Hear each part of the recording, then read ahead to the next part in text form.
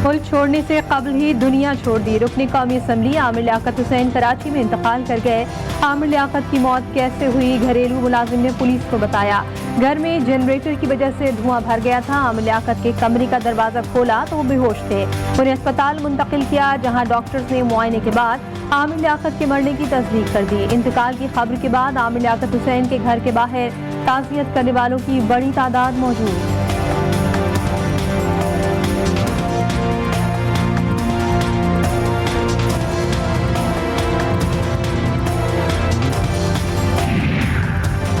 रुकने कौमी असम्बली आमिर लियाकत हुसैन की मैयत जिन्हें अस्पताल मुंतकिल कर दी गई।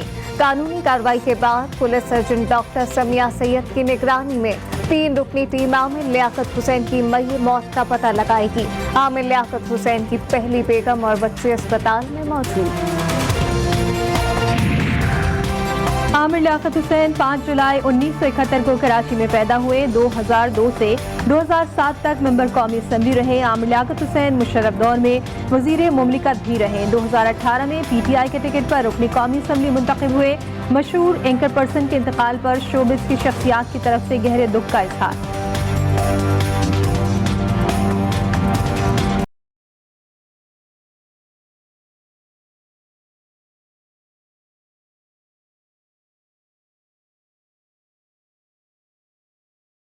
सियासतदान और टीवी एंकर आमिर लियाकत हुसैन 3 शादियों के बाद भी अज़दवाजी जिंदगी में बुरी तरह नाकाम रहे।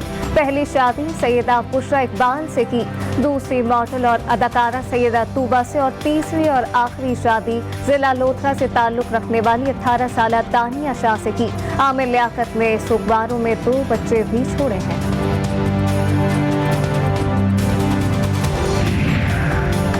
आमिर लियाकत हुसैन के इंतकाल पर तीसरी बीवी दानिया शाह का समाजी राब्ते की वेबसाइट पर अपने जज्बात का इजहार लिखा। अल्लाह आमिर की मग़फ़िरत और इन्हें जन्नतुल फिरदौस में आला मकाम अता फरमाए।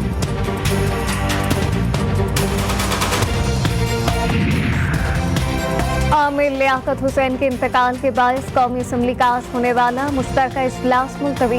स्पीकर कौमी असम्बली राशा परवेज अशरफ, साबिक सदर आसिफ अली जरदारी, वज़ीर आला सिंध और दीगर सियासी और समाजी शख्सियात की जानिब से आमिर लियाकत हुसैन के इंतकाल पर इजहार अफसोस, खानदान से हमदर्दी और ताज़ियत का इजहार, मरहूम के दर्जात की बुलंदी के लिए दुआ।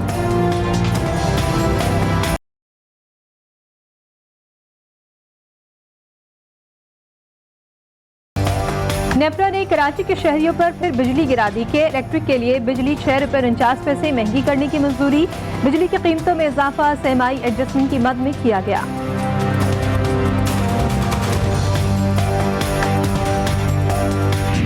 कुछ मुश्किल फैसले लेने पड़े, लेकिन अल्लाह ताला की मेहरबानी से हम वो मुश्किल फैसले लेने में कामयाब हुए हैं और जो इमिनेंट डिफॉल्ट की तरफ मुल्क जा रहा था वो अल्लाह ताला की मेहरबानी से अब हमने उसको अवॉइड कर लिया, उस रास्ते से हम हट गए हैं। बिजली बहुत महंगी हो चुकी, इसलिए एहतियात करना होगी।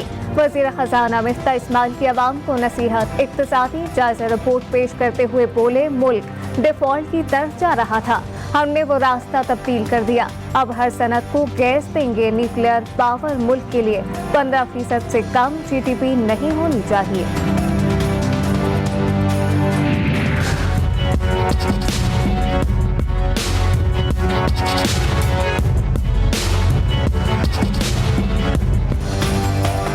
$9,500 अरब रुपए का वफाकी बजट कल कौमी असम्बली में पेश किया जाएगा।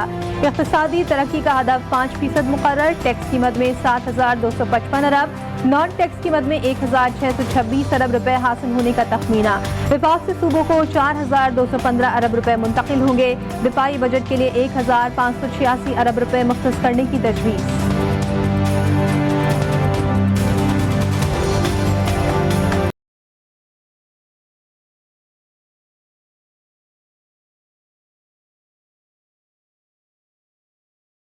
हुकूमत वादे पर वादा करके भी अवाम को रिलीफ देने में मुकम्मल तौर पर नाकाम।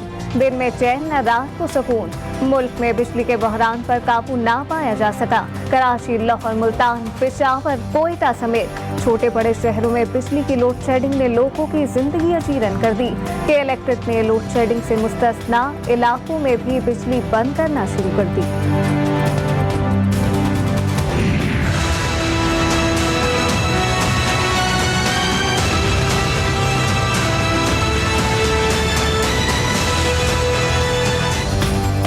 महंगाई की ऊंची उड़ान ने अवाम के होश उड़ा दिए। कोई चीज भी अब सस्ती नहीं रही।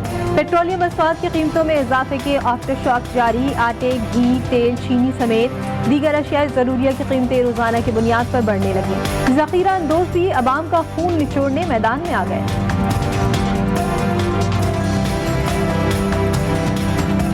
श्रीलंका में आफत आ गई है, अब ये बारी पाकिस्तान की होने वाली है। इससे अच्छा है कि हम सारे इकट्ठा होकर एक मुश्तरका एहतजाज करें इनके खिलाफ, ताकि ये महंगाई कम हो जाए। अगर ये इसी तरह जाएगी महंगाई तो कौम को तबाह होने में कुछ टाइम नहीं लगेगा। गरीब आदमी, रिक्शे वाला, टैक्सी वाला, रेडी वाला, जो आम बंदा है वो मर चुका है, उसके पास कोई ऑप्शन नहीं रहा। ये पेट्रोल 60 रुपए लीटर महंगा कर दिया इन्होंने। जब तक जिंदा हूँ अपनी कौम की आज़ादी की जंग लड़ता रहूंगा। चेयरमैन तहरीक इंसाफ इमरान खान का ट्वीट लिखा, जिंदगी और मौत अल्लाह ताला के हाथ में है। हम सियासत नहीं, इन चोरों और गुलामों के खिलाफ जिहाद कर रहे हैं।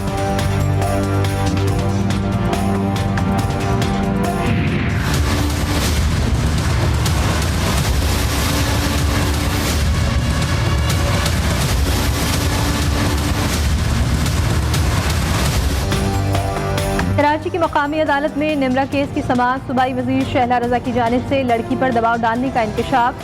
समाअत के दौरान एडवोकेट मोहम्मद फारूक ने अदालत को बताया, शहला रजा शेल्टर होम जाकर लड़की पर दबाव डाल रही हैं। सूबाई वजीर के कहने पर निमरा का खाना पीना बंद कर दिया गया है।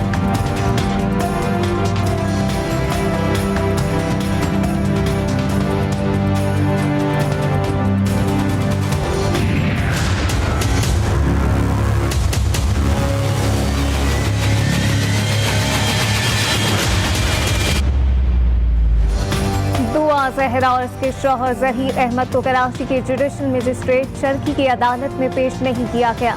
तफ्तीशी जराये ने अदालत को बताया, दुआ जहरा और इसके शौहर जहीर अहमद को लाहौर रवाना कर दिया गया। दोनों को कल लाहौर हाई कोर्ट में पेश होना है।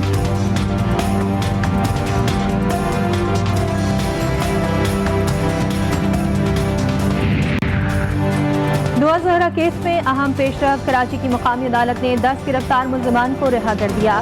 मुल्जिमों का नाम मुकदमे से खारिज करने का भी हुक्म। अदालत ने निकाह ख्वाह गुलाम मुस्तफा और गवाह अली असगर को अदालती रिमांड पर जेल भेज दिया।